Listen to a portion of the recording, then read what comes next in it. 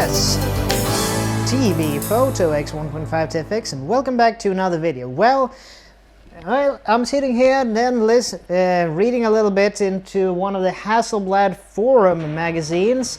I can really recommend to you, if you ever want to have a little bit of interesting, inspiration for your photography, I would really say that these magazines, although not in production anymore, but you can have them fairly cheaply yet on eBay, I would really say that these are very good in order to get some inspiration. And to keep in mind that all of the majority of these images were taken with film and manual focus objectives and so on. So it's a little bit of a great throwback and still a little bit of an interesting, history in photography. But anyway, we're gonna talk a bit now about, we're just gonna do the intro, shall we? In this episode, I visit a local landmark of Gothic nature. Something is a bit fishy about the lens of the day. A lens from a company known for its chromatic aberration, praised to be used under the sea by CNC.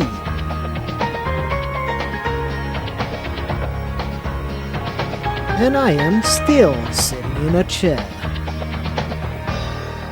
Yes, welcome back. Well, I have a little bit of a cheat sheet drawn up for this one as well, but what we're in essence going to talk about today is the Tokina 10 to 17mm f3.5 to 4.5 DX fisheye. Well, it was also designated by Tokina themselves as the Tokina ATX 107.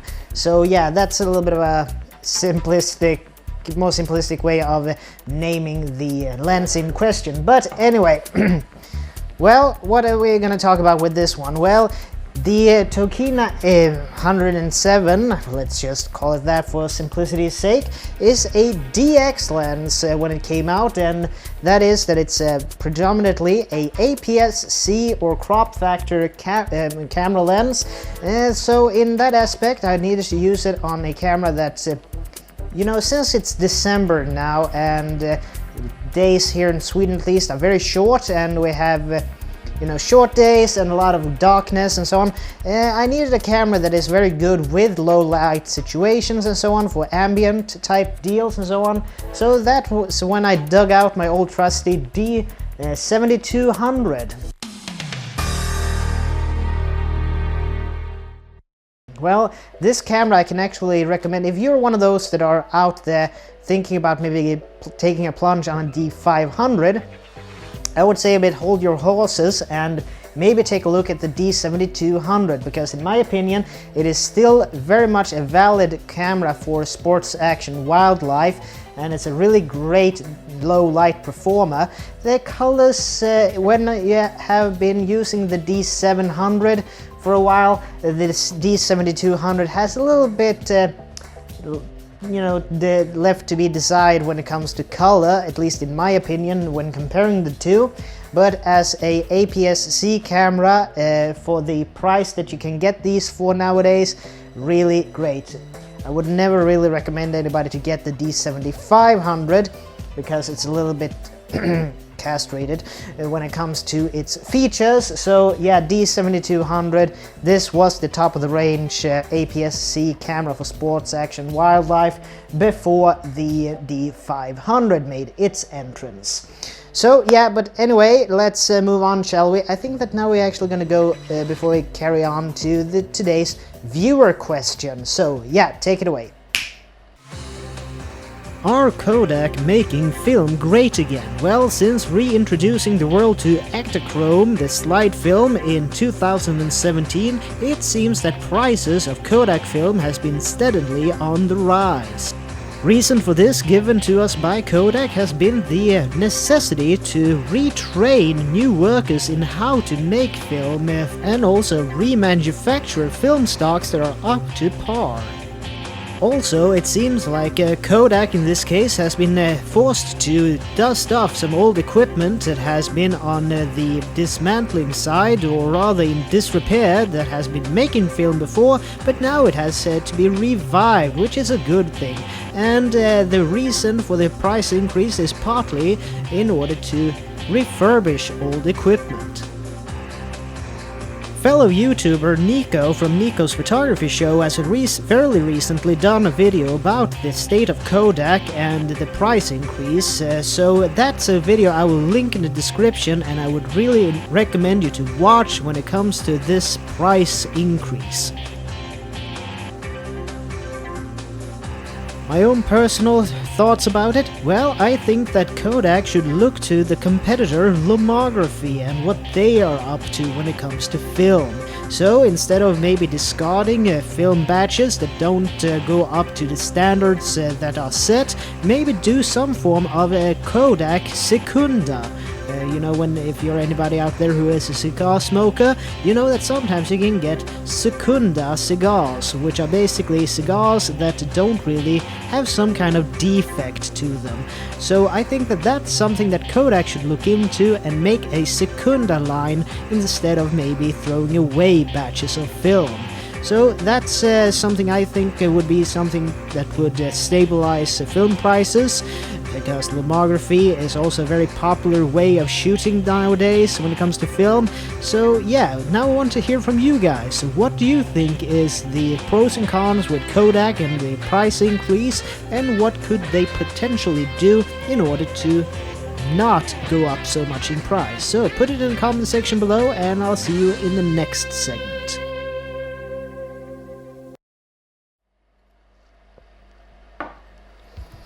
Yes, so yeah, let's carry on. The Tokina 10-17.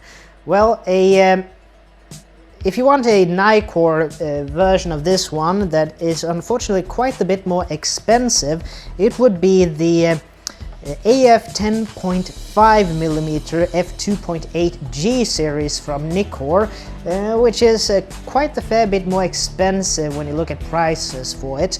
And also another version that might be good that I have some experience with, might do a video about this in the future, is the Samyang Fisheye CS2, a 8mm f3.5 lens.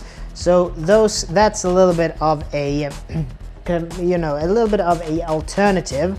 But this then the Tokina 10-17. What do we have for specs for it? Well, the field of view of this one goes from 100 degrees of field of view to a whopping 180 degrees field of view, with a minimum focus distance of 0.14 meters, which also translates to about 14 centimeters. So fairly close, closest focus, very close actually, so that might be a little bit interesting for some creative photography, but I digress. It also is a 10-element design in 8 groups, and it has 6 aperture blades. I haven't been able to find out if they are straight or curved. Also, this when you look at Tokina's website, they have a little bit of the acronyms for this. It is an SD, which stands for super low dispersion, IF, which is for internal focusing, and MC, which stands for multi-coating. So all in all, it is fairly a comprehensive list of specifications to it.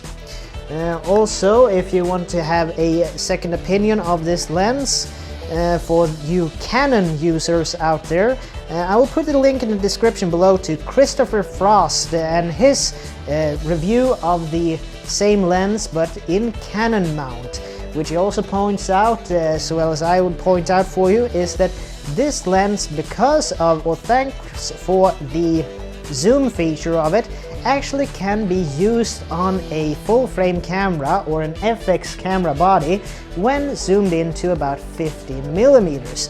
Then it actually has full frame coverage. So it's not really a one-trick pony nonetheless, because it was made in a time when the majority of digital cameras were APS-C, but today it is actually a little bit more versatile.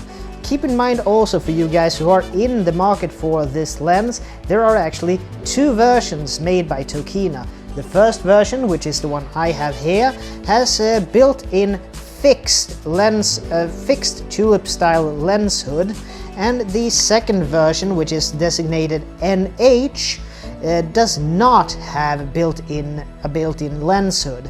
The difference there is that the NH version is also comparable with full-frame cameras, which may almost gives it a perfect circular fisheye look, while this is a full coverage fisheye lens, as well as the Samyang is the same thing, just as a caveat.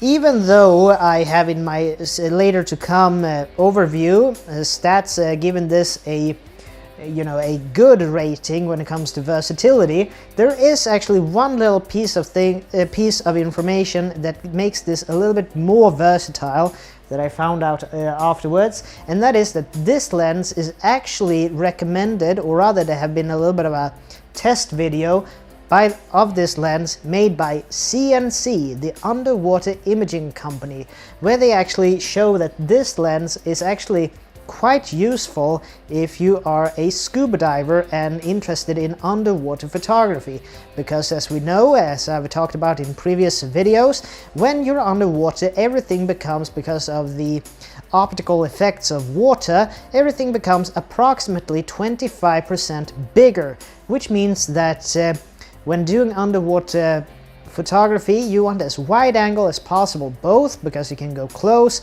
and both because you have as little water as possible between your subject and yourself, because water is very good at absorbing light. So this has become much more versatile nowadays, because first of all, it is both usable for APS-C and full-frame cameras.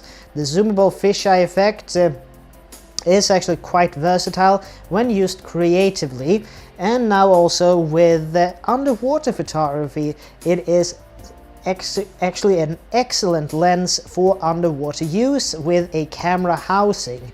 So yeah, I'm planning to maybe get a underwater camera housing in the future for the D7200, and then this would be a prime contender as a brilliant piece of underwater photography gear.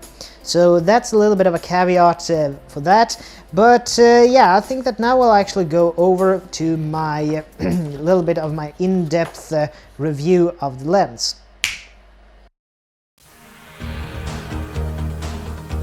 Yes, for ease of use I give this lens an excellent, and thereby it is because you just put it on the camera of your choice and then you're just off to the races with a manual focus ring in the front, if you're into that sort of thing, and then you have the zoom range from 10 to 17 millimeters. So yeah, it is quite the easy lens to get a hang of to use. The biggest drawback with it is then that you need to be adept in what a fisheye lens is and at what kind of results it will give to you with its distinctive barrel distortion. So that's a little bit of the caveat there, but for ease of use I give this lens a excellent. Well, for fast glass, well, a 3.5 to 4.5 f-stop lens might not be the fastest out there, but for the wide-angle perspective and the amount of light that the situation will give you is, I don't think it's basically almost a non-issue, but granted that it isn't a fixed aperture lens, depending on zoom range, and that it isn't, faster than 4.5 at its most stepped down minimum aperture. I think that you give a good rating. I will give it a good rating because of that. So yeah, it's a very fast enough lens for the application, but still there are faster alternative and fixed focal range lenses that are a bit faster than what this is. But all in all, I'll give it a good rating. Versatility, well, this might have been more of a one-trick pony when it was launched, but nowadays when you have a full frame coverage from 15mm and onwards, and a DX lens that covers the DX sensor all nicely, you really have a good versatile lens, but with the little caveat there that if you are a scuba diver, you're into the Nikon or the Canon ecosystem, you can use this on your DSLR in an underwater housing. Even the underwater imaging company CNC has given their praise to this lens as a underwater wide-angle shooting lens. So in that case, the versatility would be excellent, but since that's a very specific niche of photography, that is underwater photography, I only can give this a good rating because it's plenty versatile on land for a good rating. But if you are also a scuba diver and interested in photography, it would actually go to excellent. But it has then, you know, excellent but good for the average photographer. Optics. Well, for this one I actually give it a somewhere in between bad and good rating. It's half in between. So why do I give it that rating? Well, as Tokina lenses are going, they are a little bit atrocious, at least in my own experience and what I've been seeing and hearing from other reviewers, that they are kind of prone to chromatic aberration. So yeah, that's also the case with this lens, so there is a bit of chromatic aberration, though in my experience using this lens, it is majority when you have high contrast situations in daylight where you have a strong sun present. You get it a little bit when you have like a white sky with clouds and a little bit of a darker subject. So in high contrast situations you get chromatic aberration, but if you have a program like Adobe Lightroom or equivalent, you don't really have that much of a problem to electronically or digitally remove chromatic aberrations. So all in all, I would rather give it a good rating, but for the people who are still using it in JPEG and so on, yeah, there are chromatic aberrations and so on that might be a little bit detrimental to that crowd that doesn't use post-processing software. So yeah, that's why it gives halfway between bad and good rating for optical quality. For durability, well, metal construction of the majority, with metal lens hood, metal front lens cap, metal bayonet fitting, and yeah, a whole part of this lens is made of metal. Although there are some plastic parts to it, it feels rugged, solid in the hand and on the camera. There is no means, in my opinion, that this would fail anytime soon on me, so for build quality durability, I would say excellent. Well, the X factor for this lens, well, what do you really want tacked onto this? It's a zoomable fisheye. That's kind of a oddball lens right there, so that gives it an excellent X factor by itself. But if I would be pressed to say something else about this lens that is a bit of an X factor, it is the very closest focusing distance of 0.14 meters, which equate to 14 centimeters or 114 millimeters. Yeah, it is a very good lens to do some really, close-up, wide-angle settings, which is also a good bonus for people who are into scuba diving that wants to use this with a Nikon or Canon camera in an underwater housing during a scuba dive. So for that aspect, and that it's recommended by CNC, I would really give this a excellent when it comes to X factor. Current eBay prices, well, this is a little bit of an oddball here because there are not many lenses that are in this category of a super wide angle or a fisheye that is also zoomable. Well, I know that Canon has one that is much more expensive than this one, and that Nikon, with their Nikkor line, has the 10.5mm f2.8, which is a fixed focal length lens as well. But for me, I found that the eBay prices for Swedish kroner went from about 1,263 to 4,400 Swedish kroner, equivalent in euro using Forex. I could see that it was about 115 euros up to 401 euros. in US dollars using the same currency converter, it was about $128 to $448. And for you British pound users, it was about 98 to 343 British pounds.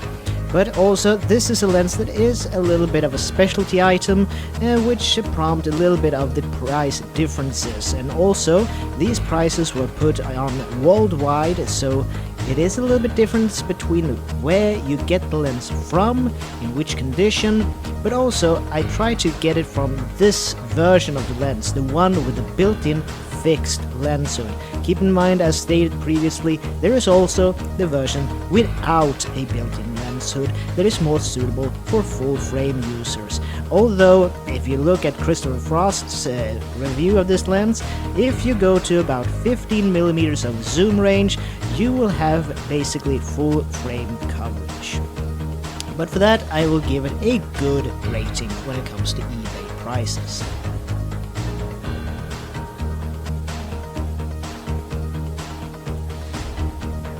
Finally, as an investment, well, this lens is a bit of a gap in the market for this specialty niche. There are not that many zoomable fisheyes on the market per se, but it might be filling the gap in this niche when it comes to people who are maybe interested in the Venus Optic Lauer lens lineup with their close-up macro lens or close-up wide-angle macro lenses. So this might be a stepping stone in the right direction if that's something that tickles your fancy, with its closest focus distance of 14 centimeters.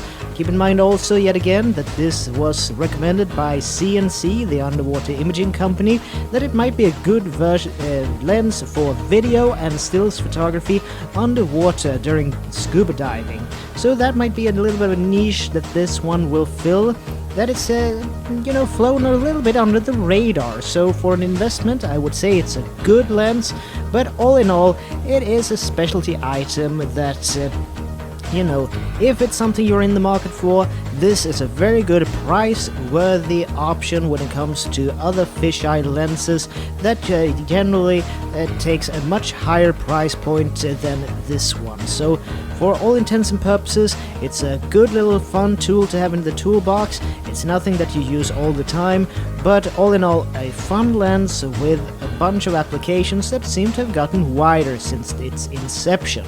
So for that, I give it, as an investment, a good rating.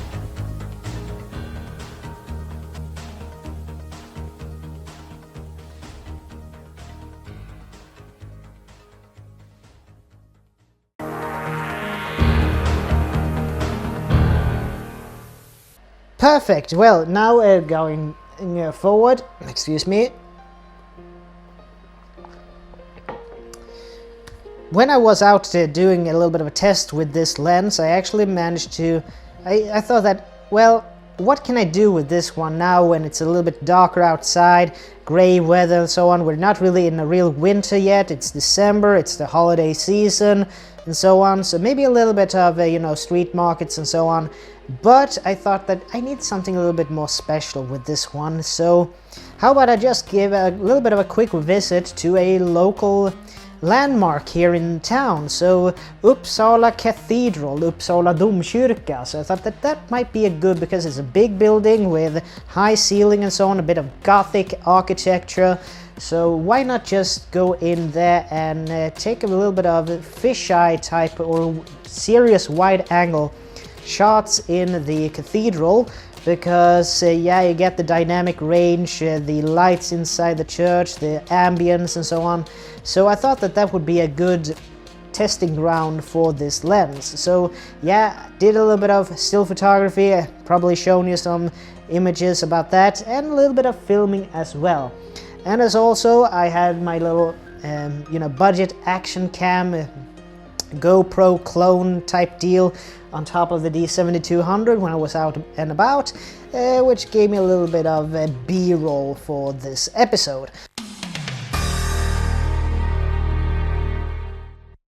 I've gone over a little bit the eBay prices, but for me, I actually managed to snag this one on Tradera for quite the steal. So I paid 799 Swedish kroner for this lens, which in euros is about 73 euros or $81.50, or about 62 pounds, British pounds. So for me, it was actually a cheap and cheerful lens, and I really enjoyed the results with it. Also, what I've been able to hear from some other reviewers of this lens, yes, there is a little bit of a bane of Tokina, that a whole bunch of their lenses have the problem with chromatic aberration. Yes, I actually found that in high contrast situations. I also found a bit of chromatic aberration on my images. So yes, that's a little bit of a moot point, but if you have something like Lightroom, Adobe Lightroom, or other photo editing softwares, and if you're shooting camera raw, there is no way you couldn't be able to use some digital tools in order to neutralize chromatic aberration, which, yeah, Tokina is quite known for, unfortunately. But price paid, the images produced with it, I think that it's actually a very interesting, fun piece of kit to use. It's a little bit, you know, an oddball lens when it comes to a zoomable fisheye, but it actually had a very good, you know, plethora of use. And also, as the caveat with its being a praised lens for underwater work, for scuba diving, that is a little bit of a feather in its cap. So I think that's all for me for now. And as always, this is Tobias Bergström from T.B.Photo X1.5 to FX. And as always, please like, share, comment, and subscribe. And I'll see you in the next video. So take care from now on. Bye.